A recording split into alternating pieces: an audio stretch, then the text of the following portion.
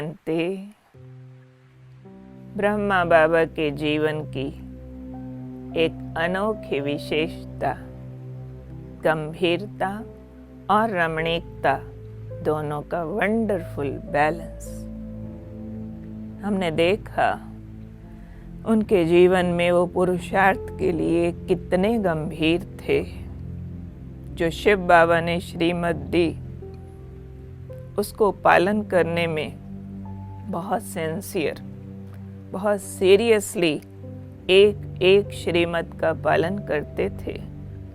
चाहे आत्मा समझ शिव बाबा को याद करने की बात हो, चाहे ज्ञान के मनन चिंतन की बात हो, चाहे सेवा संबंधी प्लानिंग हो और उसको एग्जीक्यूट करना हो, हर एक के लिए बहुत गंभीरता पूर्वक बाबा ध्यान देते थे।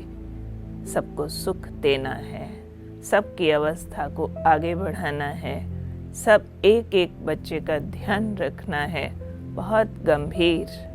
परंतु कभी नहीं लगा कि उनके सिर पर कोई बोझ है, कभी नहीं लगा कि वो इतना कोई अपने आप को बड़ेपन की गंभीरता में रखते हैं। कहाँ एक तरफ पुरुषार्थ में सीरियस, पढ़ाई में सीरियस, और दूसरी तरफ बच्चों को हंसाना बहलाना, रमणीकता जिसको कहते हैं। बच्चों के साथ खेलते भी थे, घूमने भी जाते थे, झूला भी झुलाते थे और वैरायटी किस्म के पकवान बना करके बच्चों को खिलाते भी थे और हंसी मजाक भी किया करते थे।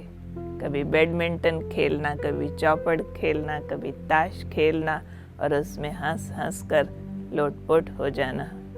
और फिर अचानक जब देह से न्यारे होते थे, ऐसे जैसे कि है ही नहीं वहाँ, देह से गायब हो गए। दोनों चीज़ का बैलेंस जितना ब्रह्मा बाबा में देखा, पूरी दुनिया में कोई में नहीं देखा होगा। कोई बड़ी पोजीशन पर होता है, ऐसा सीरियस हो जाते हैं, बात मत पूछो। जो स्नेह प्यार देना भी भूल जाएंगे, लाइट रहना भी भूल जाएंगे, और अगर लाइट रहने पर आएंगे तो अपनी जिम्मेवारी भूल जाएंगे। बाबा ने ना कभी जिम्मेवारी भूली और ना कभी उनकी लाइटनेस छूटी, क्योंकि अंदर से लाइट थे, अंदर से उनको एकदम मालूम था कि ये काम शिव बाबा का है और मैं तो बस उनका सेवादार हूँ, इस फीलिंग में रहते थे। इसलिए एक बार मनोहर दादी जी ने सुनाया कि जब बैगरी पार्ट चल रहा था, यज्ञ में 350 भाई बहने हैं और सब अन्न अनाज खत्म हो गया, साधन खत्म, पैसा खत्म, क्या व्यवस्था सबकी करेंगे। सोचो ऐसा मामला जिसके माथे पर हो, वो कितना टेंशन में आ जाएगा। कहते मैंने मम्मा और बाबा को आपस में बात करते देखा। बाबा मम्मा को कह रहे थे, मम्मा हम तुम तो टीचर है ना, स्कूल तो बड़े सेठ ने खोला है, अब वो जाने उसने अपने बच्चों को क्या खिलाना, कैसे खिलाना, कैसे ये स्कूल चलाना, हमें क्या, हम तुम तो टीचर है।